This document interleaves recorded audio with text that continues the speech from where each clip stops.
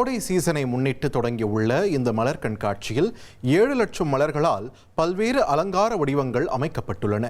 குறிப்பாக 1,20,000 மலர்களால் சென்னை சென்ட்ரல் ரயில் நிலையம் பிரம்மாண்டமாக வடிவமைக்கப்பட்டுள்ளது. தமிழ்நாடு வரைபடம், 10 அடி உயர திருவள்ளுவர் சிலை, திருவாரூர் ஆழித்தேர், மகாபலிபுரம் நீலகிரி மலை ரயில், தோடர் பழங்குடியினர் வீடு உள்ளிட்ட பல்வேறு கலை வடிவங்களும் மலர்களால் உருவாக்கப்பட்டுள்ளன. அதேபோல் பரதநாட்டியம், கரகாட்டம், நாதஸ்வரம் உள்ளிட்ட கிராமிய கலை வடிவங்களும் மலர் அலங்காரங்களில் இடம்பெற்றுள்ளன.